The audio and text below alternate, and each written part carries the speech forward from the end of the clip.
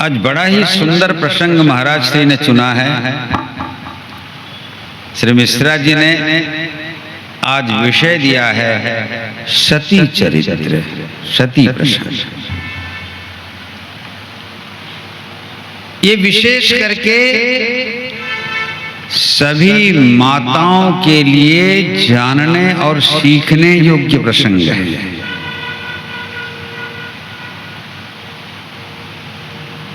श्री रामचरितमानस में इसे सती मोह कहा गया है। मोह। और हमारे अन्य बहुत सारे पुराणों में ये प्रसंग है। और सती से ही जुड़े हुए हमारे भारतवर्ष के 51 शक्तिपीठ भी हैं।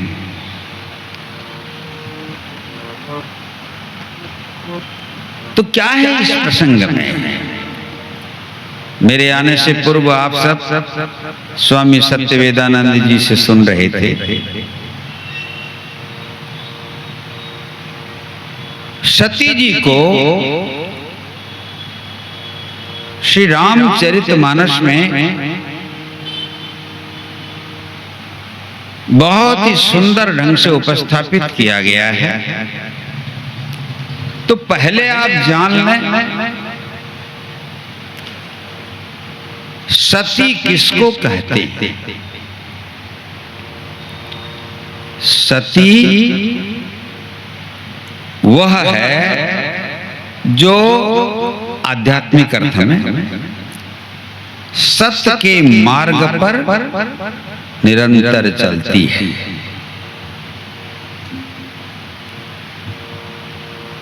जो नारी सत्य के अतिरिक्त और कहीं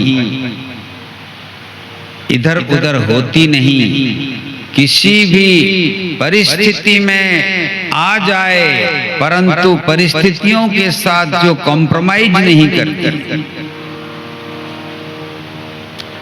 उसे सती कहते हैं। और दूसरे में सती वह है जो अपने पति का मन प्राण से, काय मन वाक्य से, अर्थात शरीर से, मन से, वाणी से अपने पति का अनुगमन करती है, उसको सती कहते हैं। जो नारी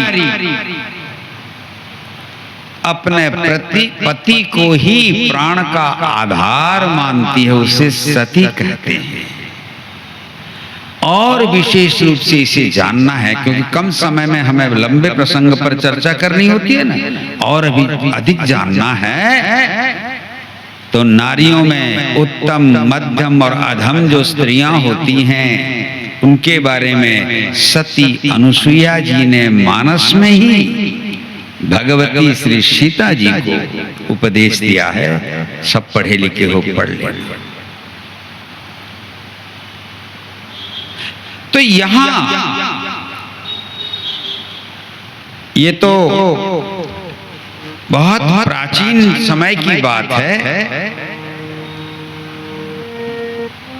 दक्ष की पुत्री है सती, और दक्ष जी ने अपनी समस्त कन्याओं को इधर उधर दिया और सती जी का विवाह कराया शंकर जी से। शंकर जी शंकर हैं, निरंतर सबका जो कल्याण करते हैं उन्हें ही शंकर कहते हैं। ऐसे दो देवता हैं हमारे भारतवर्ष में, हमारे सनातन धर्म में दो देवताओं को हम मानते हैं। एक प्रत्यक्ष देवता, एक परोक्ष देवता। परोक्ष में कह रहा हूं, अपरोक्ष है वो भी। दो देवता कौन? गुरुम शंकर रूपिणम। हम प्रत्यक्ष में गुरु को शंकर मानते हैं और हर दृष्टिकोण से भगवान शंकर ही हमारे सनातन धर्म में सर्वोच्च गुरु माने जाते हैं।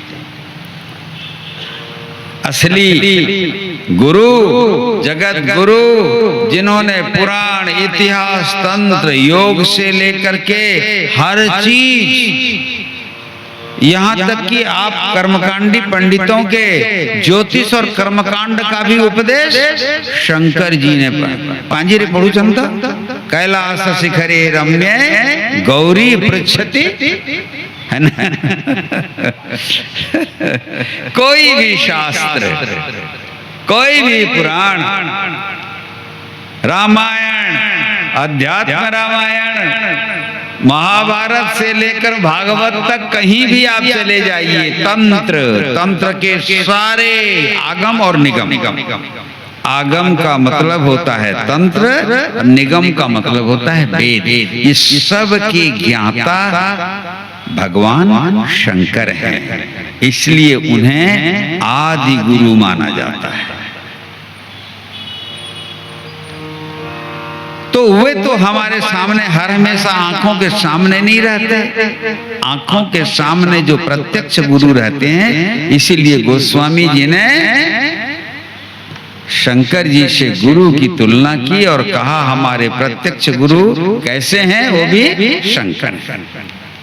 तो शंकर कभी किसी का अमंगल नहीं करते, अज्ञानियों के लिए तो भयंकर दिखते हैं, मगर ज्ञानियों के लिए, भक्तों के लिए वो अत्यंत अभयंकर है, अभयंकर। इसीलिए कहा गया अशिव वेश शिवधाम कृपाला। भगवान शंकर जी के लिए ये शब्द है।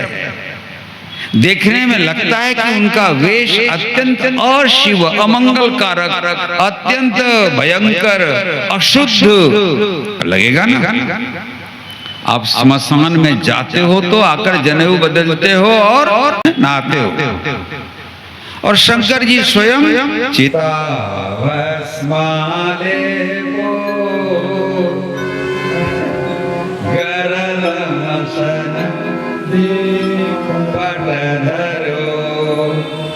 जटाधारी कंठे जगपति हारी पशुपति। चिता भस्म लेते, आप स्मशान में जाते हो तो अपने को अपवित्र मान लेते हो, लेकिन वो चिता, जलती हुई चिता के राख से अपने आप को विभूषित करके भी वो शंकर हैं और पवित्र हैं। इसका मतलब नहीं ज्ञानेन सदृशम पवित्रमिह विद्यते, गीता की भाषा में। और भगवान शंकर स्वयं ज्ञान स्वरूप है। अब देखो, जब ज्ञान स्वरूप हैं तो सती भी क्या होना चाहिए, उनको भक्ति स्वरूपा होनी चाहिए। अब एक बार की बात, भक्ति स्वरूपा तो है ही, शक्ति है, भक्ति है, सब कुछ है, लेकिन जब भगवान को कोई विशेष लीला करनी होती है ना, तो सज्जनों से भी दुर्जन का काम करवा देते हैं। उनकी इच्छा को पूरा करना है तो देखो ना, अपने द्वारपालों को जय विजय से ही सनक सनंदन सनातन सनत कुमार का अपमान करवा दिए, अभिशाप दिलवा दिए, और रावण और कुंभकर्ण बनवा दिए, शिशुपाल दंतवक्र बनवा दिए, है कि नहीं? तो ये भगवान की इच्छा है, क्योंकि संसार में वही होता है जो वो चाहता है। कोई है सोई जो राम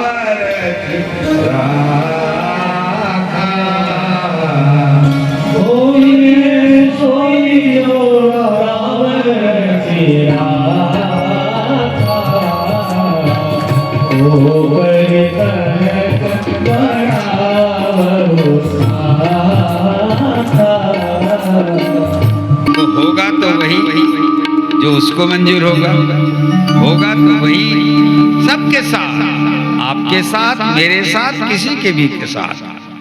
तो हुआ वही जो राम चाहते थे। एक बार की बात, एक बार त्रेता जुगवाई शंभु गए कुंभज सिपाही संग सती जग जननी भवानी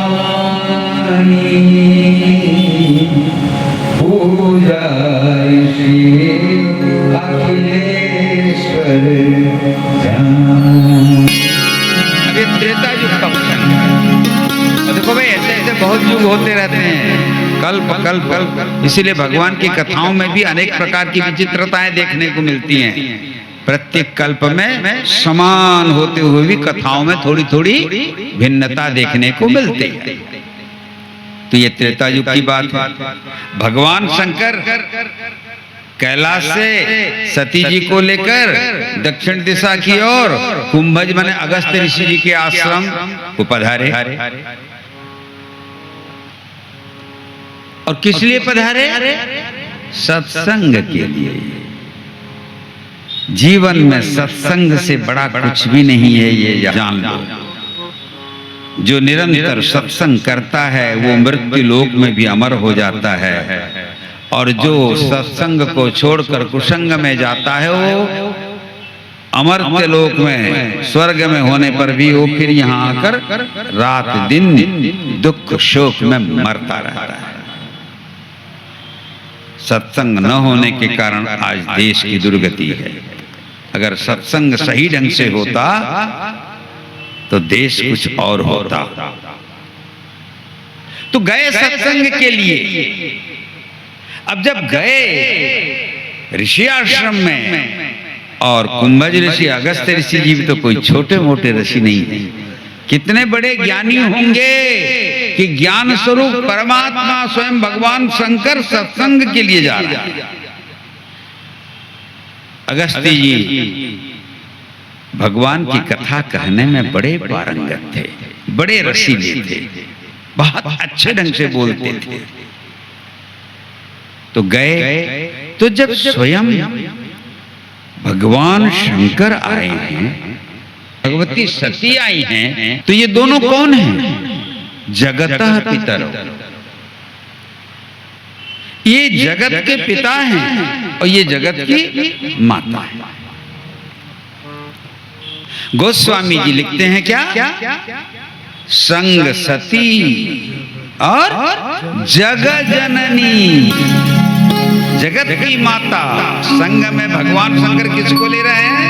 अर्थात जगत पिता अपने साथ जगत की माता को लेकर गए हैं ऋषि आश्रम। और वो कैसे हैं? भव हैं शंकर, तो ये भवानी है। संग सती, सती नाम है, जगजननी है और भवानी है। तीन नामों का प्रयोग। तो उन्हें देखकर ऋषि ने कहा आज तो मेरे भाग खुल गए। दोनों जगत के माता और पिता मेरे आश्रम में पधारे हैं। ऐसा सुनकर के जब उन्होंने पूजा की, चरण वंदना की सती और शंकर जी का, तो सती को जरा अजीब लगा। क्यों? क्योंकि इसके पहले समझा बुझा करके भगवान शंकर जी सती को लाए हैं सत्संग के लिए। विडंबना देखिए, पति अगर सत्संग करने जाता है तो पत्नी नहीं जाती, और पत्नियां जाती हैं तो पति गायब होते हैं। और जो भाग्यशाली होते हैं वो पति पत्नी दोनों मिलकर सत्संग में, सब जगह ये देखने को मिल रहा है। जा तू अपना कर ले बोलते हैं पति लोग अपनी पत्नियों को। इसीलिए देखना हर सत्संग में माताओं की संख्या अधिक रहती है। तो कहने का मतलब है सती जी को लगा ये तो हम दोनों की पूजा कर रहे हैं, और मेरे पतिदेव तो बताए थे कि ये बहुत बड़े संत हैं, तो हमको तो इनकी पूजा करनी चाहिए। थोड़ा सा मन में तर्क आ गया सती की। तो हुआ उसका परिणाम ये, एक होता है ना सुपरियरिटी कॉम्प्लेक्स बोलते हैं, इंफीरियरिटी और सुपरियरिटी। सती को लगा हम सुपर हैं और ये हमसे छोटे हैं।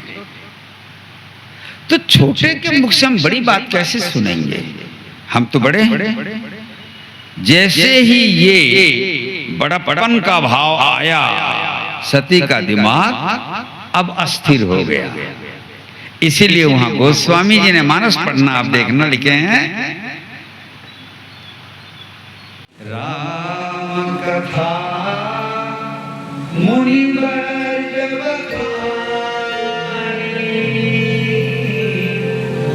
सुनी महेश परम सुकुमार। कितना बढ़िया लिखते हैं गोस्वामी जी। राम कथा मुनिवर जब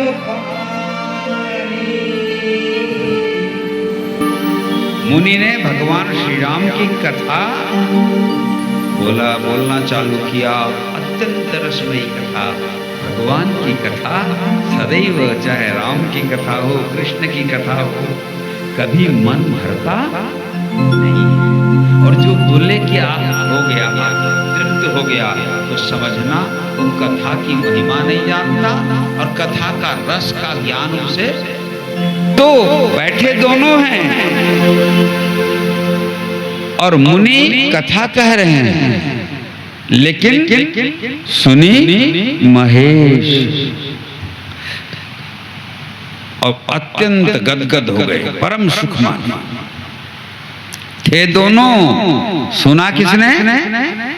महेश ने, शंकर जी ने। अब पार्वती के मन में तो सुपरियरिटी वाला कॉम्प्लेक्स आ गया है कि मैं बड़ी हूं, बड़प्पन, बड़े बाप की बेटी।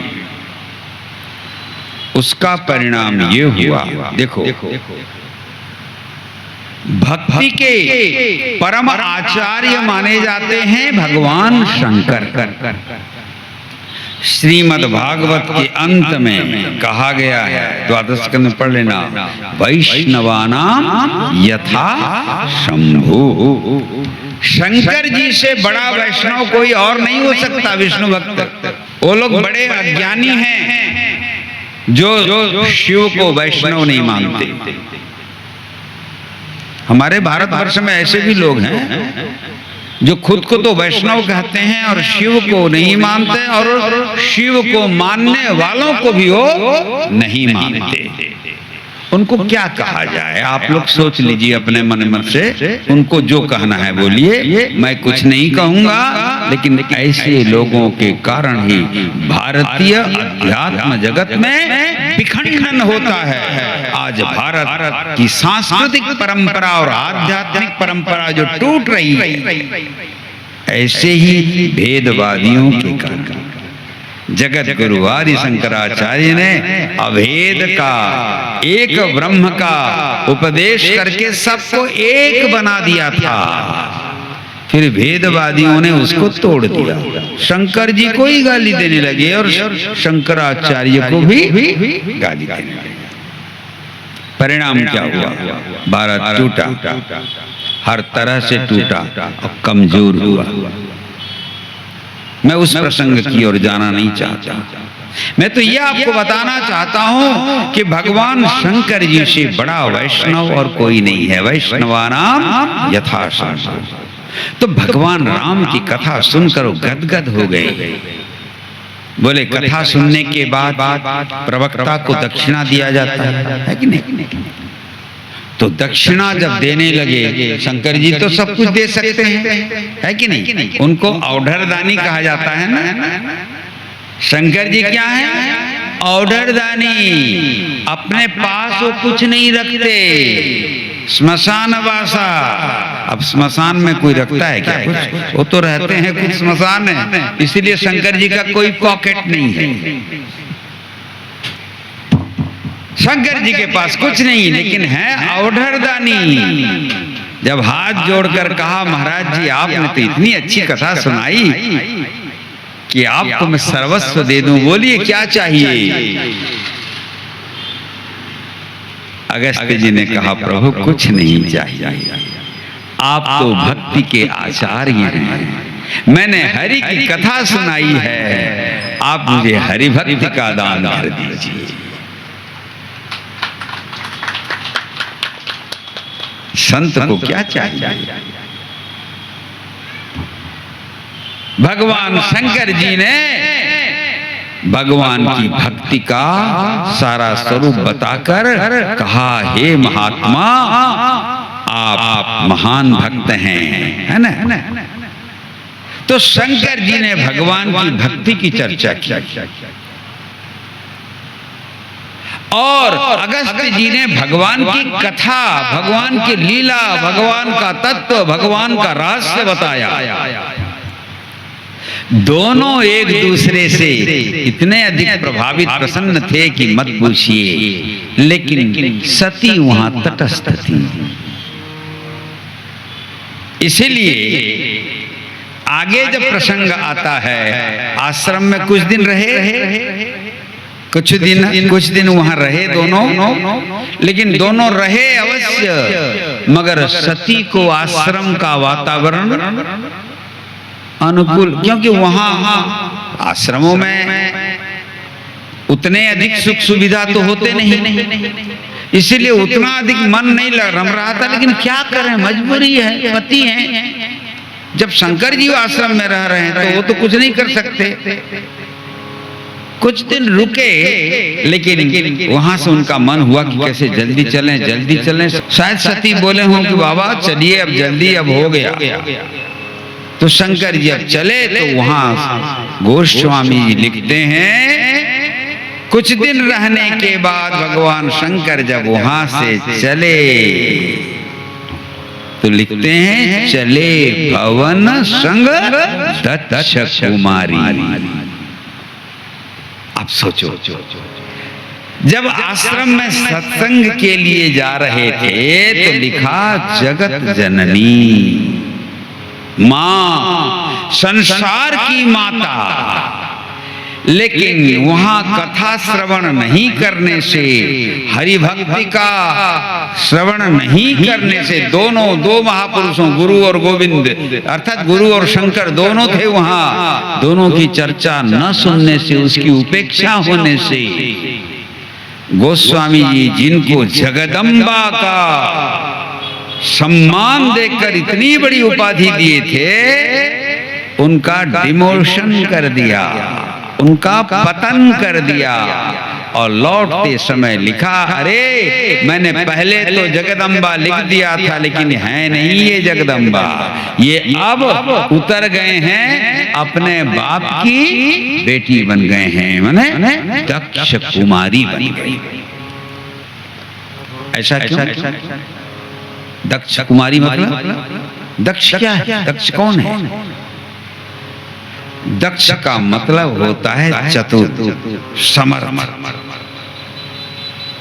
दक्ष नाम का, ये अमुक कार्य में दक्ष है, अत्यंत दक्ष है, मतलब समर्थ है, चतुर है, बुद्धिमान है, देह बल से, बुद्धि बल से, धन बल से, जन बल से, जो हर तरह से समर्थ हो, वो बड़ा आदमी दक्ष कहलाता है। और ऐसे दक्ष को ब्रह्मा ने क्या किया? प्रजापति बना दिया। तो बड़ा अधिकार दक्ष जब पावा, जब बड़ा अधिकार मिल गया है तो उसमें अभिमान है। वह दक्ष अपने ही दामाद को सम्मान नहीं देता, जबकि आप लोग यहाँ कुछ भी पूजा पाठ करते हैं तो उड़िया में है ना, भंजा और ज्वाई भंजा पूजा करते हैं ना, है ना? ज्वाई भंजा माने दामाद की भी वहाँ पूजा होती है और भांजा की भी पूजा होती है विभिन्न कार्यों में। तो दामाद पूज्य होता है, क्योंकि वर को आप विष्णु स्वरूप मानते हैं और अपनी कन्या को लक्ष्मी स्वरूपा मानते हैं। तो विष्णु स्वरूप होने से दामाद जो है पूज्य। लेकिन शंकर जी से द्रोह करता है दक्ष, उसको अधिकार मिल गया है और अधिकार जब मिल जाता है किसी व्यक्ति को, जब तक अधिकार नहीं होता तब तक उसका रूप अलग होता है ना, तब तक उसकी बातचीत अलग प्रकार की होती है। आप सब जानते हो, सब अनुभवी हो, चुनाव जीत जाने के बाद वोट मांगने वाले वही नेता फिर वही रहते हैं क्या? नहीं रहते, अलग हो जाते हैं। और उसके बाद मान लो कोई सौभाग्यवश मंत्री बन जाता है, या कैबिनेट मंत्री, या मुख्यमंत्री, या प्रधानमंत्री, या कोई कह लो, और बड़े चुनाव जीत भी गया और पद भी बहुत बड़ा मिल गया, तो दर्शन भी मिलता नहीं है। और उसके बाद तो उनके चाल ढाल बोल सब बदल जाते हैं, है ना। इसलिए गोस्वामी जी लिखते हैं,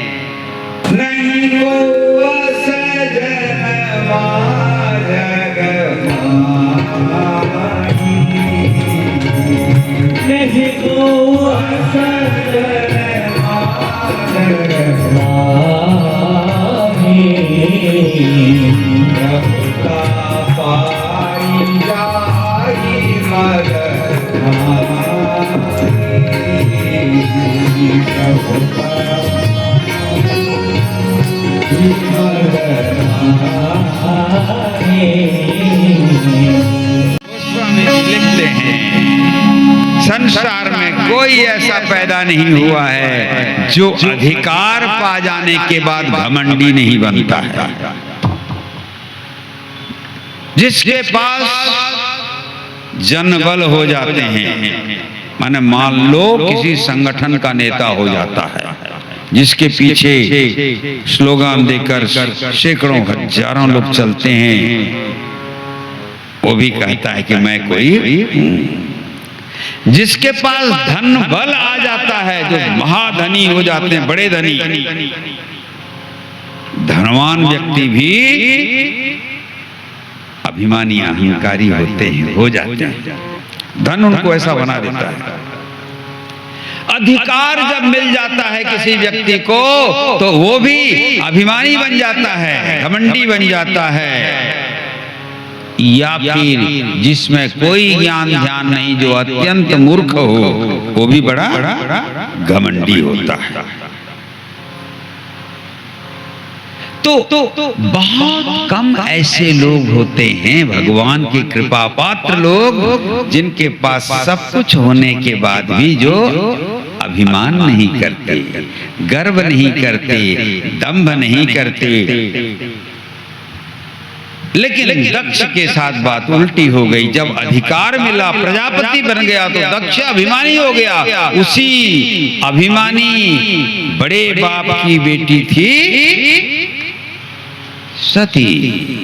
और याद रखो, शादी के बाद भी जब लड़की का संबंध अपने बाप से रहे, या अपने बाप की बेटी माने, या मैके से ही उसका संबंध, उसकी बातचीत अधिक हो, समझना वो घर निश्चित रूप से, आप लोग बोलिए क्योंकि अनुभवी आप लोग हैं, शादी के बाद लड़की अगर मैके से संबंध अधिक रखती है, झुकाव मैके पर है, माँ से परामर्श लेती है, बाप से परामर्श लेती है, भाई से परामर्श लेती है, तो समझना ससुराल का बिखरना टूटना सुनिश्चित है।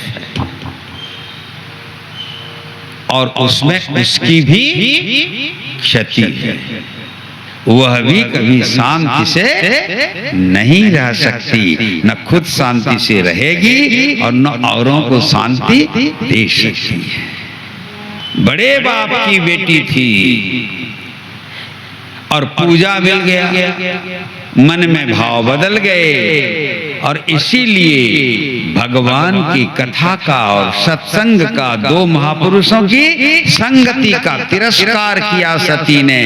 इसीलिए ऐसी नारी के लिए, जिन्हें जगदम्बा माना था, गोस्वामी जी ने कहा, अरे अरे नहीं, ये भवानी नहीं है, ये जगदम्बा नहीं है, ये तो दक्ष नामक प्रजापति की पुत्री सती है।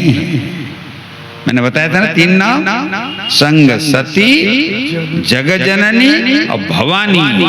तो जगजननी कट गया, भवानी भी कट गया, दोनों विशेषण, दोनों उपमाएं कट गई, रह गई केवल सती।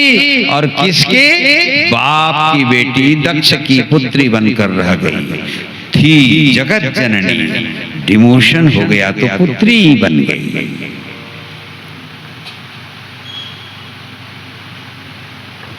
अब लौट रहे हैं, भगवान की कथा तो सुनी नहीं, लीला तो सुनी नहीं, रहस्य तो सुनी नहीं, तत्व तो जानती नहीं। तो कोई भी बहका सकता है ऐसे को। जैसे आप लोग इंग्लिश मीडियम और क्या क्या जो विधर्मियों के स्कूल में अपने बच्चों को पढ़ाते हो, सब लोग सारे हिंदू जो धनी हैं वो सोचते हैं कि हम अपने बच्चे को अमुक मीडियम स्कूल में, अमुक धर्म वालों के स्कूल में पढ़ाएंगे तो बच्चा हमारा बहुत तेज होगा।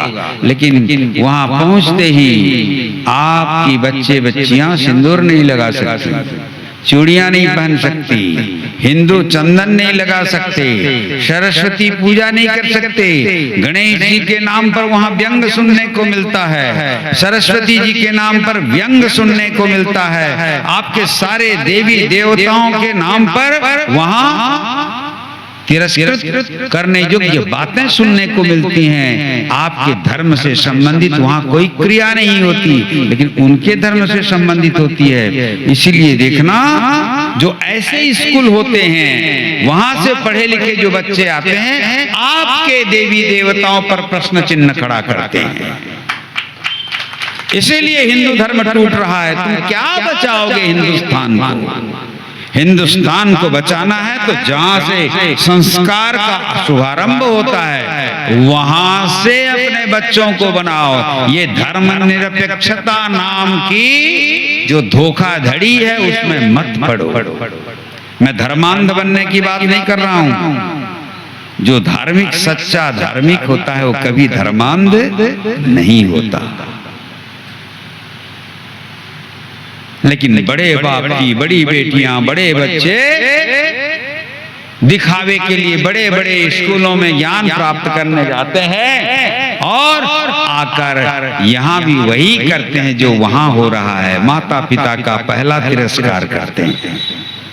सब कुछ समर्थ होते हुए भी ये ओल्ड एज होम की परंपरा भारत की नहीं है, ये कोई भारतीय संस्कृति नहीं है। लेकिन आज ये फैशन बन गया है। कमाऊ नहीं रहा, पिता साइड कर दो, माँ कुछ नहीं कर सकती, ओल्ड एज होम भेज दो। गाय दूध देने लायक नहीं रही तो कल खाने में उसे, हम सोच नहीं सकते थे जिन चीजों को आज हो रहा है। ये क्यों हो रहा है? दुर्बुद्धि के कारण। और दुर्बुद्धि आती है आसुरी प्रवृत्ति से। और आसुरी प्रवृत्ति क्या है भाई? गीता के 16वें अध्याय में पढ़ लेना, आप लोग समझ जाओगे। सती ने तिरस्कार किया संत का, सती ने तिरस्कार किया अपने पति के वाणी का, बहिष्कार किया सत्संग का। आई पहला डिमोशन हुआ और आते आते समय बदल चुका है, भगवान का अवतार हो चुका है और भगवान अपनी लीला के लिए त्रेता युग की बात है, वनवास आ गए हैं। वहां से रावण ने जानकी का हरण कर लिया है और वही प्रसंग चल रहा है दंडकारण्य में। और भगवान श्री राम उस समय रोते रोते जानकी को ढूंढ रहे हैं।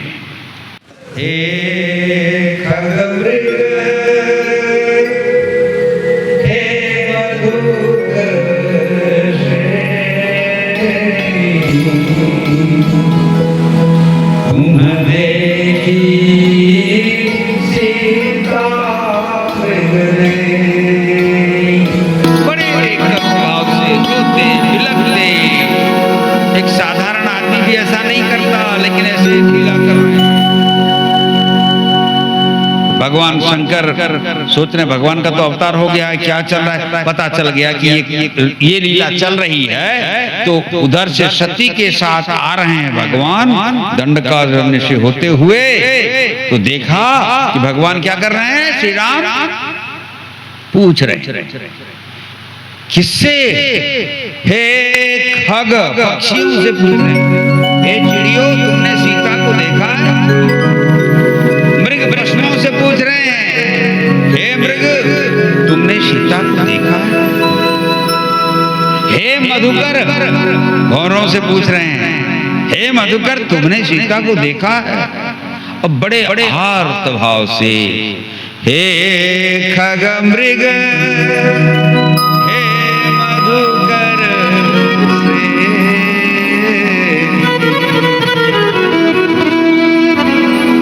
तुम देखी सीता मृग ने। व्याकुल होकर और पीछे पीछे लक्ष्मण जी नहीं कर रहे हैं ऐसा, याद रखना। ये सारा नाटक कौन कर रहा है? रो रहे हैं कौन? राम। लक्ष्मण तो पीछे पीछे केवल चल रहे हैं। शंकर जी ने दूर से देखा और सती ने भी देखा। शंकर जी ने जैसे ही देखा लीला को, बोले वाह रे लीला में इतना बढ़िया अभिनय कर रहे हो कि साधारण आदमी भी ऐसा नहीं कर सकता। कामिन कर दीनता दिखाई, माने जो स्त्रैण होता है, जो कामी होता है, अपनी प्रिय पत्नी के वियोग में कैसा हो सकता है, वो दिखाने के लिए भगवान ये कर रहे हैं। तो शंकर जी कहते हैं वाह प्रभु वाह, आपको तो पुरस्कार देने योग्य हो, लेकिन दे नहीं सकता जाके, क्योंकि वहां जाऊंगा तो नाटक बिगड़ जाएगा, है ना। इसीलिए अब कोई करता है क्या? संसार में भी कोई आदमी, मान लो आप मेला देखने गए हो, है ना, आप मान लो यहाँ मेला लगता है ना, जन्माष्टमी के समय शायद लगता है, आज भी लगता है क्या? हाँ, गौरी शंकर मंदिर के चारों ओर। हाँ, तो कोई भी मेला हो, मान लो आप वो मेला देखने जाओ या दूसरा कोई भी मेला देखने गए हो, और पति पत्नी बढ़िया दोनों साथ में हाथ पकड़ के जा रहे हो, और किसी कारणवश धक्का, या कुंभ मेला गए हो, धक्का मुक्की में, कुंभ मेला में तो इसका अनुभव बहुत होता है। धक्का मुक्की में पत्नी का हाथ आपके हाथ से छूट गया और वो बेचारी कहीं पर भीड़ में गुम हो गई। अब व्याकुल तो जरूर होते हो, लेकिन पूछते हो क्या, हे बिजली के खंभे तुमने मेरी स्त्री को देखा है? हे परचून की दुकान, या हे कुत्ते, हे बिल्ली, कोई पूछता है क्या रोते रोते? लेकिन राम देखो कैसा अभिनय कर रहे हैं, है ना, सर्वज्ञ राम। हे खग मृग हे मधुकर श्रेणी तुम देखी सीता मृग ने। भगवान शंकर देखते हैं, कहते हैं प्रभु आपकी माया और आपकी लीला इतनी मोहिनी है। धोखा खा चुके हैं शंकर जी मोहिनी रूप देख करके, है ना, तो कई बार धोखा खा चुके हैं और स्वीकार भी किया है, जिनकी माया जेहि बहुबार नचावा मोही। बहुत बार भगवान शंकर जी माया में मोहित होकर नाच चुके हैं, इसलिए दूर से ही सोचते हैं पास में जाने पर पहचान में आ जाऊंगा और लीला बिगड़ जाएगी। तो नौटंकी में इतना सुंदर अभिनय हो रहा है, देखकर गदगद हैं और दूर से कहते हैं जय सच्चिदानंद जगत पावन अस कहीं चले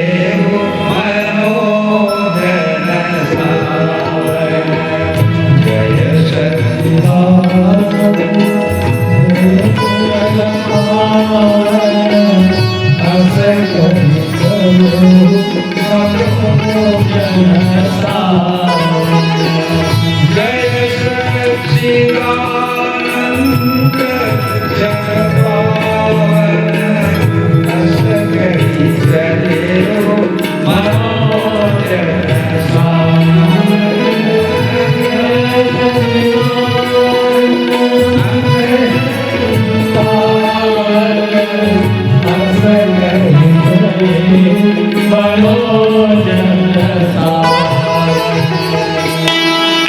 सुंदर लीला को देखने के बाद भगवान शंकर ने कहा, हे सच्चिदानंद आपकी जय जय। ऐसा कहकर जब जाने लगे तो सती ने हाथ पकड़ लिया। बोले प्रभु मुझे यहां जरा संदेह हो गया। बोले क्या संदेह? सती ने मन में सोचा,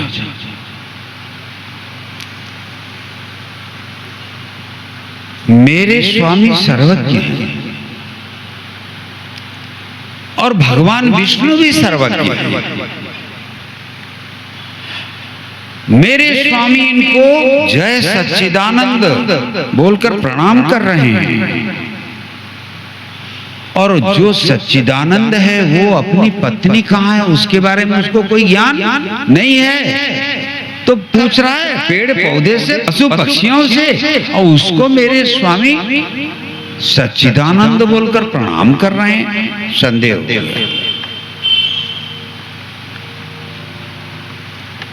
लेकिन फिर विचार किया, लेकिन असमंजस में पड़ गई कि हुआ ये क्या। अच्छा आज मेरे पतिदेव जी महाराज भांग अधिक तो चढ़ा नहीं दिए हैं। लोग समझते हैं कि गंजेड़ी हैं भंगेड़ी हैं शंकर जी, है ना। शंकर जी को गंजेड़ी भंगेड़ी लोग बहुत प्यार करते हैं। हाँ जो भी यहाँ होंगे भी तो वो लोग पूछ लेना, बोलते हैं हे शंकर बम बोले आजा तो आजा, नहीं तो वहीं बैठे बैठे पा जा।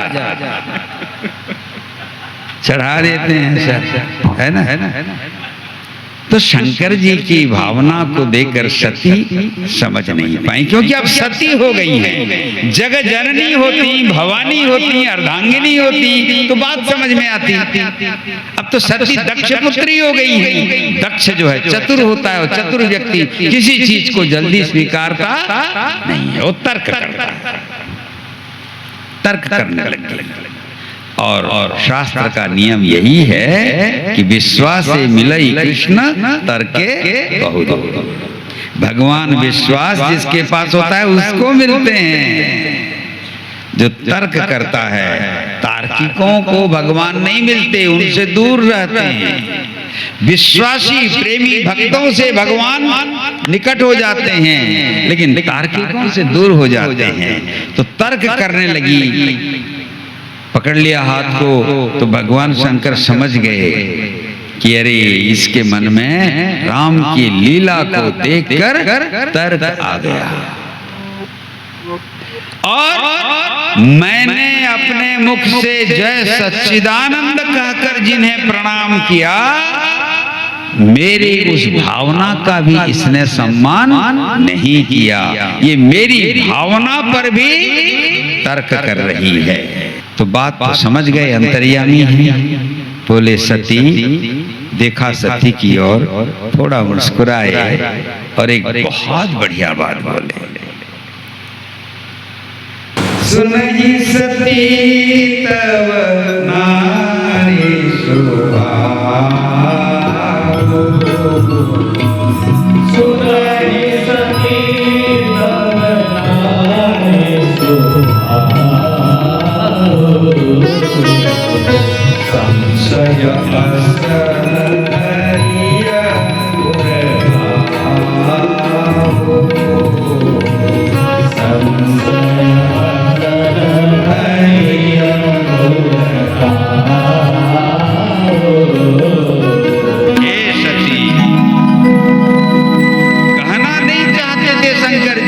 पहली बार बोल रहे हैं कि तुम्हारा स्वभाव ही नारी का है। देखो और कितना डिमोशन हो गया, और कितने नीचे, है ना।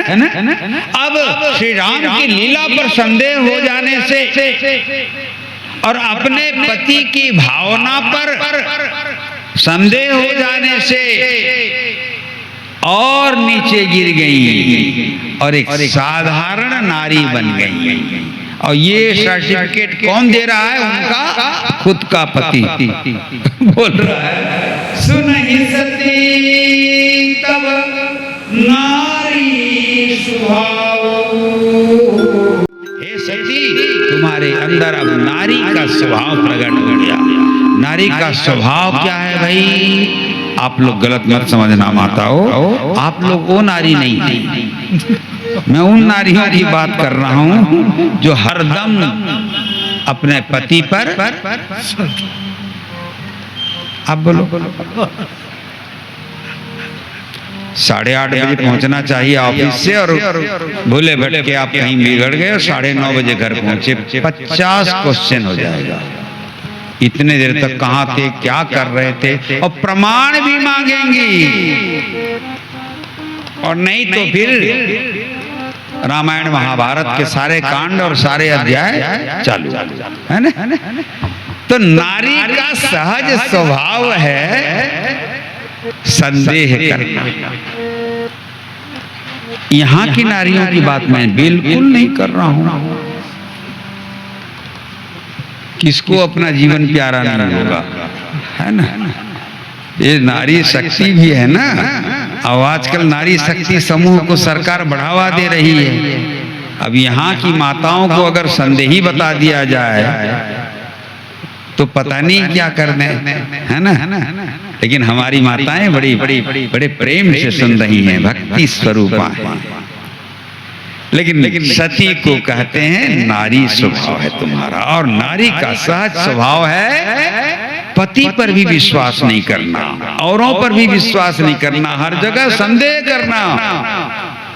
लेकिन हे सती, ये ठीक नहीं है।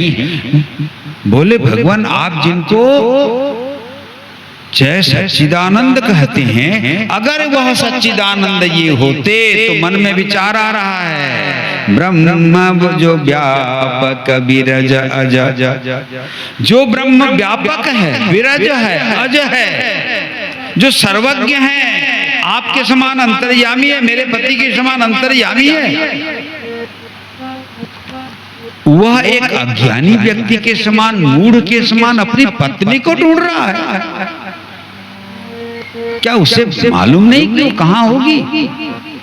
अगर ये ऐसा कर रहा है तो निश्चित है ये सच्चिदानंद नहीं है।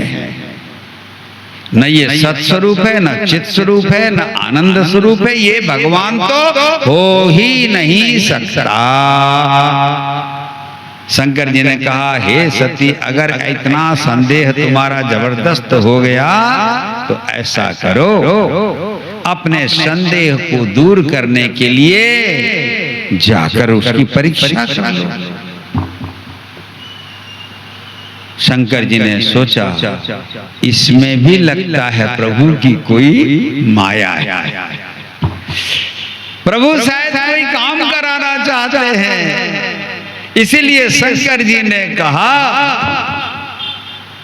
कि अगर भगवान की इच्छा कुछ लीला करनी है तो हम सब कोई उसमें बाधा नहीं बन सकते। लगता है कि ये उन्हीं की माया ही सती के दिमाग में मोह पैदा कर रही है, अज्ञान पैदा कर रही है। तो बोले जाके परीक्षा ले लो। और सती तत्काल रेडी हो गई। वाह वाह वाह। बोले प्रभु, आप सचमुच में धन्य हैं, आपका दिल बहुत बड़ा है, मेरे मन के संदेह को आपने समझ लिया। बोले अब मैं जा रही हूं परीक्षा लेने। तो भगवान शंकर बोले ठीक है, तू चली जा, मैं तुम्हारे साथ नहीं जाऊंगा। मैं तो यहाँ बट वृक्ष के नीचे चुपचाप तुम्हारी इंतजार करूंगा। जब तक तुम नहीं आती मैं यहाँ भगवान का स्मरण करता हूँ। देखो, बट वृक्ष के नीचे, बट वृक्ष हमारा विश्वास का प्रतीक है, धर्म का प्रतीक है। धर्म वृक्ष है, याद रखना। बट वृक्ष और अश्वत्थ वृक्ष, बिल्व वृक्ष, ये लोग सब, ये वृक्ष जो होते हैं ना, हमारे सनातन धर्म में इन वृक्षों को भी देव वृक्ष कहा जाता है। वट वृक्ष के नीचे शंकर जी निरंतर ध्यान करते हैं। क्यों? बट विश्वास अचल निज धर्म, तीरथ राज प्रयाग सुकर्मा। वट वृक्ष जो है विश्वास का प्रतीक है, अपने धर्म में, अपनी श्रद्धा में, अपनी भक्ति में, अपनी संस्कृति में, अपनी परंपरा में, अपने प्रभु में, अपने गुरु में, अपने गोविंद में दृढ़ विश्वास का प्रतीक है वट वृक्ष। भगवान उसी दृढ़ विश्वास के प्रतीक वट वृक्ष के नीचे बैठ गए और इंतजार कर रहे हैं। और ये तो अपने भगवान के नाम संकीर्तन में लगे हैं। उधर सती चली गई परीक्षा ले। तो सती को तो ये भ्रम है ना कि राम कुछ जान नहीं रहे हैं। तो सती ने अपने अंदर में बार बार विचार किया, पुनि पुनि हृदय विचार करी, धरी सीता कर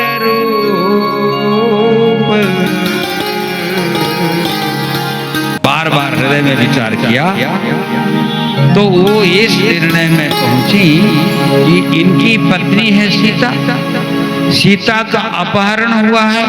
अगर मैं खुद सीता बन के इनके सामने प्रकट हो जाऊं तो ये जो रो रहे हैं तो मुझे देखकर हंसने लग जाएंगे, खुश हो जाएंगे। ऐसा सोचकर सीता का रूप लेकर जिधर से राम रोते रोते आ रहे हैं वहीं उसी रास्ते में जाकर आ रहे हैं राम और लक्ष्मण रोते रोते। इधर इसी रास्ते पर खड़ी हैं सीता का रूप धारण करके सती। और गोस्वामी जी वहां लिखते हैं, राम ने देखा नहीं, राम तो रो रहे हैं, उनकी आंखें ऊपर की ओर हैं। कारण राम की दृष्टि जिस पर पड़ जाएगी उसकी माया रहेगी क्या? ये तो माया का सीता बन के बैठी हैं, अपना बहुरूपिया रूप बनाकर वहां खड़ी हैं। भगवान राम की दृष्टि पड़ते ही तो सब गड़बड़ हो जाएगा। इसीलिए सबसे पहले किसने देखा मालूम? राम ने देखा नहीं कि सती सीता बनी हुई है। किसने देखा? लक्ष्मण दीख उमा कृत बेशा। लक्ष्मण जी जो भगवान श्री राम के पीछे थे उन्होंने देखा कि अरे अरे अरे उमा कृतवेशा, उमा यहाँ सीता का रूप बनाकर खड़ी क्यों है? वो बेचारे वैरागी हैं, असमंजस में पड़ गए कि प्रभु अब कौन सी भयंकर लीला करने जा रहे हो। देखो लक्ष्मण जी जब समझ गए तो राम समझ सकते हैं कि नहीं? समझ सकते हैं ना?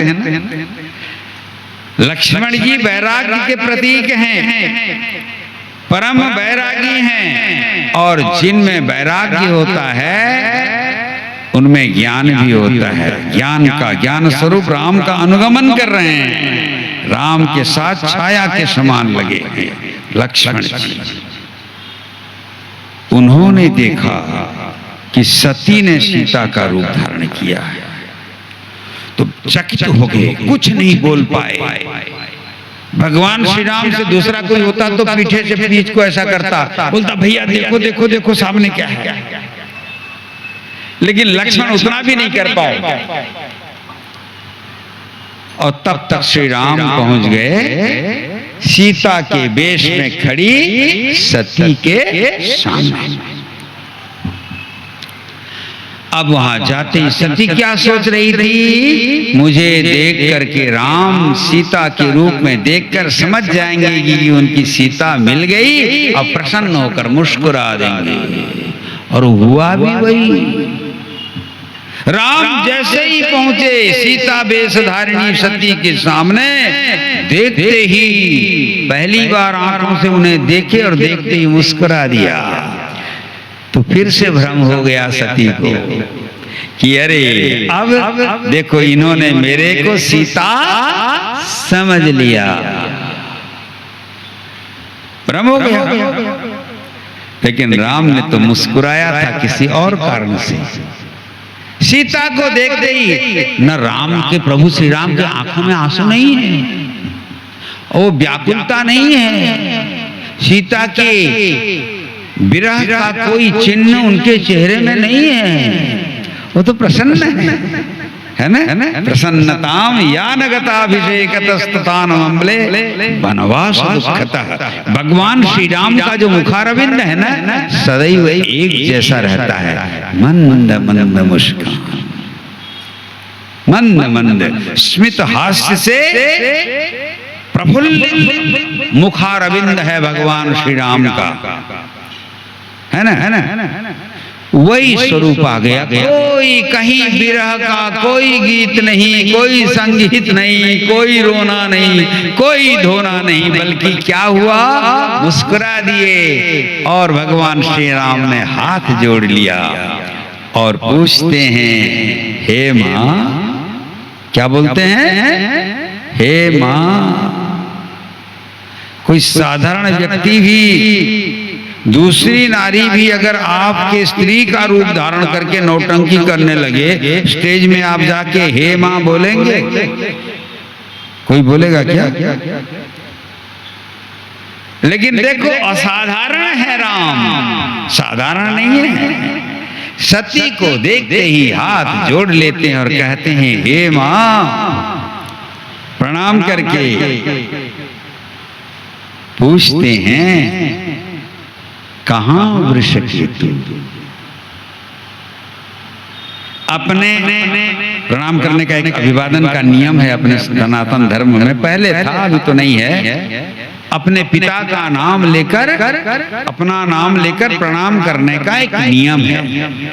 अभिवादये दशरथ नंदन रामो हम है वो, ऐसा कि मैं अमुक पिता का पुत्र अमुक मैं आपको अभिवादन कर रहा हूं। तो भगवान श्री राम ने अपने पिता दशरथ का नाम लेकर, अपना नाम लेकर प्रणाम किया और पूछा, हे मां,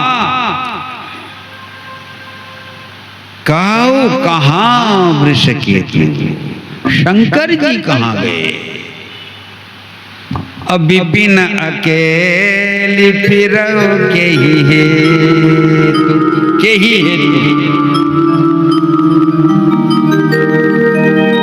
हेमा आप यहाँ अकेली हैं, वृषकेतु कहाँ है? अर्थात वृषभध्वज भगवान शंकर कहाँ है? अब क्या हुआ, अभी वेश बदले नहीं है, सीता के वेश में हैं और भगवान श्री राम पूछते हैं, कहाँ शंकर जी कहाँ? और आप अकेले इस विपिन में, इस जंगल में, भयंकर जंगल में अकेले क्यों घूम रही हैं? इसका मतलब जंगल में किसी नारी को अकेले घूमना उचित नहीं है। और कोई नारी अगर अकेले जंगल में घूम रही है तो वह आर्यावर्त की नारी नहीं हो सकती, कोई आदर्श नारी नहीं हो सकती। शूर्पणखा अकेली घूमा करती थी दंडकारण्य में, सैन्य सामंत सब थे साथ में, वो बहुत बड़ी सूबेदारनी थी, रावण का प्रतिनिधित्व करती थी दंडकारण्य में, अकेले घूमती थी, पौरुष बना लेती थी। लेकिन यहाँ देखो, यहाँ श्री राम ने सती से पूछा, अकेले घूमना आदर्श नारी का लक्षण नहीं है, इसलिए पूछा कहाँ वृषकेतु? शंकर जी कहाँ हैं? अब तो चक्कर आ गया सती को, है ना? एकदम चक्कर आ गया और पूछने के साथ ही साथ भगवान श्री राम अपने रास्ते तो चले, ये भागने के लिए रास्ता नहीं मिल रहा है सती को। लौटी और जबरदस्ती जब भागने लगी तो भगवान श्री राम ने सोचा इनको संदेह हो गया है तो थोड़ी माया से इनका मुकाबला करवा दिया जाए, है ना। जब सती आंख खोली, चक्कर आ रहा था, आंख खोल करके बैठ गई। फिर जब उठी तो देखा न वहां ना राम है न लक्ष्मण है, न कोई रोने धोने का कुछ है, कुछ नहीं। क्या है? आगे देखा तो ब्रह्मा विष्णु शंकर, पीछे ब्रह्मा विष्णु शंकर ये सब राम का स्तवन कर रहे हैं, वंदन कर रहे हैं। ऐसे रघुवर, रघुपति, जानकी, लक्ष्मण सहित जिधर देखे उधर देवी देवता सब विद्यमान हैं। जिधर देखे उधर राम, जिधर देखे उधर राम। और कितने रघुपति और कितने विष्णु और कितने ब्रह्मा और कितने शंकर, और उनके जैसे सती भी बहुत सारी विद्यमान है। अब चक्कर आ गया, सिर पकड़ करके बैठ गई। बहुत देर के बाद भगवान श्री राम ने अपनी माया को जब खींचा, होश आया, वे फिर आगे बढ़ी और वहीं गई जहां भगवान शंकर प्रतीक्षा कर रहे थे। जैसे ही सती पहुंचती हैं, शंकर जी ने कहा, हे सती, तुम परीक्षा लेने गई थी मेरे प्रभु सच्चिदानंद का, श्री राम का। कैसे परीक्षा लियो, जरा मुझे भी तो बताओ। तो हुआ क्या? अब तो घबराई हुई है। अब जब आदमी मन से भी घबरा जाता है और कोई गलती को छुपाना चाहता है तो एक झूठ को छुपाने के लिए भी वो सैकड़ों झूठ बोलना चालू कर देता है कि नहीं? एक झूठ को छुपाने के लिए सती ने क्या कहा मालूम? जब शंकर जी ने पूछा, अच्छा बताओ तो सती तू गई थी, कैसी परीक्षा ली है मेरे प्रभु का? तो सती ने कहा,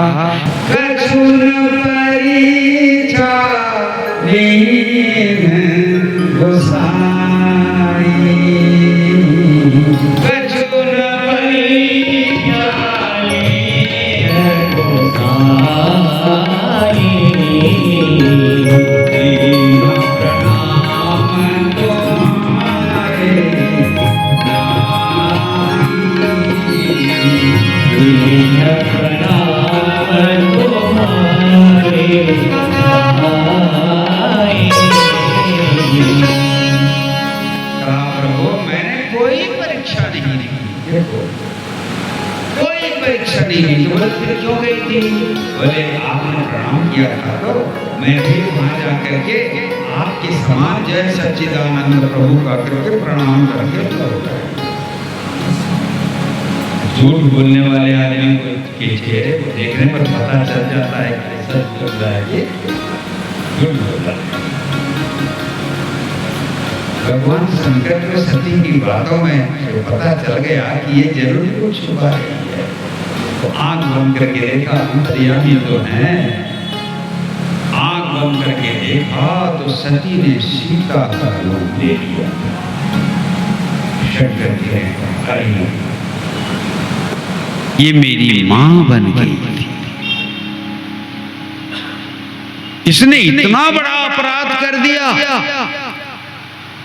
शंकर जी को भयंकर दुख हुआ कि मैं इस सती को अब अपनी पत्नी के रूप में स्वीकार नहीं कर सकता। हाँ, ये है हमारा भारतीय आदर्श। मां कभी पत्नी नहीं बन सकती। मां तो मां होती है हमारे सनातन धर्म में। अन्य धर्मों में मुझे नहीं मालूम, वहां बहन बहन नहीं होती, मां मां नहीं होती, बेटी बेटी नहीं होती, बहू बहू नहीं होती, सास सास नहीं होती, वो पता नहीं क्या होता। लेकिन हमारे सनातन धर्म में मां का स्थान सबसे ऊपर है। इसलिए हम देवी को मां कहते हैं। जननी अलग है, माँ अलग है। सभी हमारी मेरी सभी जननी नहीं बन सकते, लेकिन आप सब मेरी माँ बन सकती हो। तो माँ एक व्यापक शब्द है। शंकर जी ने कहा लगता है अब सती के इस जन्म में मेरे साथ अब कोई संबंध नहीं बन सकता। इसीलिए उन्होंने दृढ़ संकल्प ले लिया कि इस जन्म में सती और मेरा अब कोई संबंध नहीं रहेगा। बोला तो कुछ नहीं, मन ही मन संकल्प ले लिया। आकाशवाणी हुई कि हे शंकर, आपके समान भगवान का कोई बड़ा ऐसा भक्त और कहीं नहीं हो सकता जो सामान्य त्रुटि को भी आप स्वीकार नहीं करते। भक्ति के मार्ग में देखो, भक्ति के मार्ग में चलने वाले छोटे से छिद्र को भी अगर महत्व दे दोगे तो भक्ति उसी छिद्र के माध्यम से निकल जाएगी। इसीलिए न धनम न जनम न कविताम न सुंदरीम, चैतन्य महाप्रभु बोलते हैं हमें कुछ नहीं चाहिए। क्या चाहिए प्रभु? हमें तो केवल जन्म जन्म में केवल यही चाहिए कि आपसे हमारा निष्काम प्रेम बना रहे, अकारण प्रेम बना रहे। हमारे प्रेम का कोई कारण न हो, कोई मतलब न हो। भगवान से कोई मतलब रखो मत, अकारण प्रेम। सती ने पूछा प्रभु आपने क्या संकल्प लिया? आकाशवाणी से आपको धन्यवाद दी जा रही है। कुछ नहीं बताया, चले आए। लेकिन कैलाश में पहुंचने के बाद दूरी बढ़ गई, दूरी बढ़ गई। पत्नी का जो कार्य था, जो सेवा था, उस सेवा से वंचित कर दी गई सती। सती ने भी समझ लिया कि मेरे प्रभु अंतर्यामी हैं। मेरे झूठ को भी पकड़ा, मेरे संदेह को भी पकड़ा, और मेरे द्वारा जो संतों का सत्संग का संत सत्संग का अपमान हुआ उसे भी जाना, और अब मेरा तिरस्कार कर दिया। जाके प्रिय नाम में, जाके प्रिय नाम में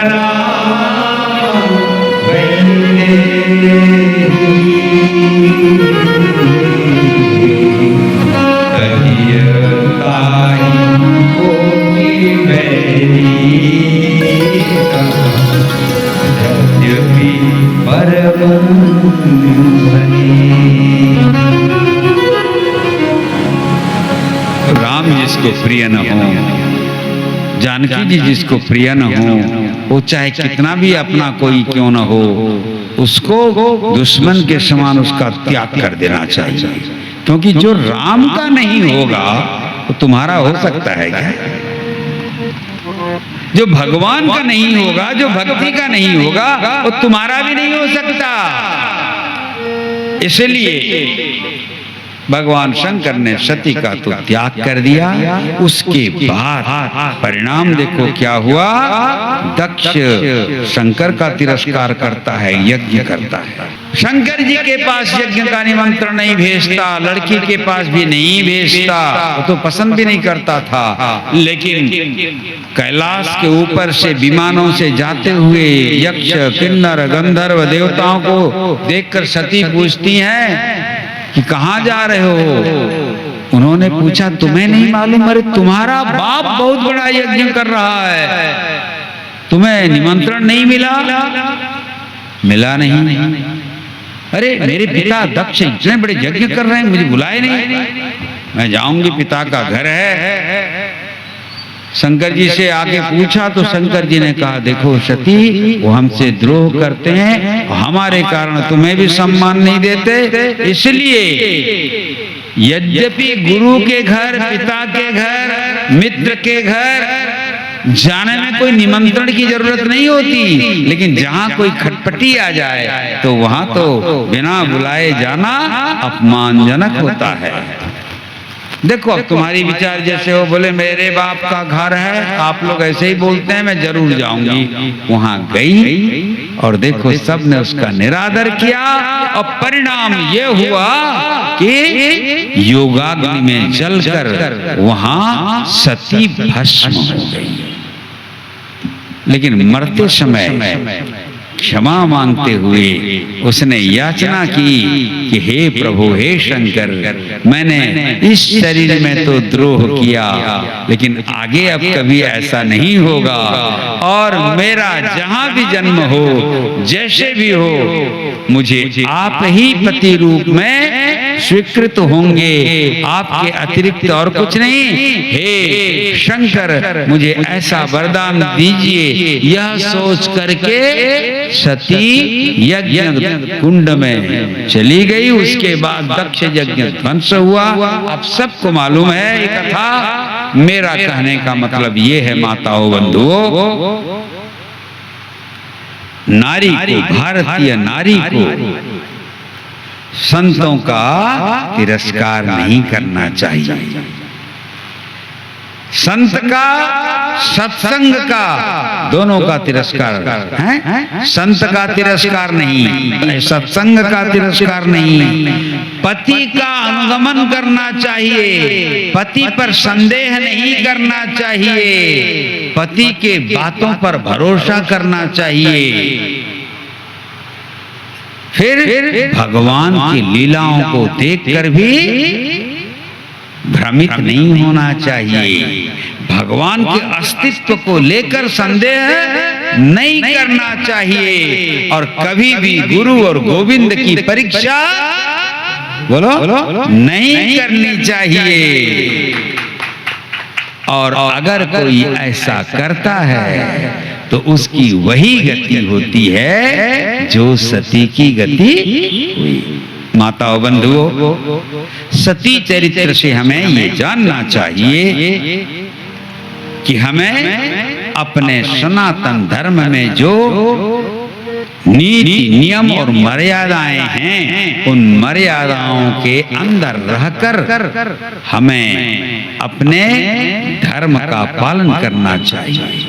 नारी, भारतीय नारी केवल नारी नहीं है, नर का केवल एक सहचरी नहीं है, वह माँ है, वह जननी है, वह जाया है। तू जननी जाया कहते हैं ना देवी दुर्गा की आरती में आप लोग। तो माँ भी है वो, जननी भी है वो, जाया भी है वो, सखी भी है वो, पत्नी भी है वो, प्रेमिका भी है वो, बहुत सारे उसके रूप हैं। लेकिन उसके उन सभी रूपों का एक समाहित स्वरूप है कि वह शक्ति है।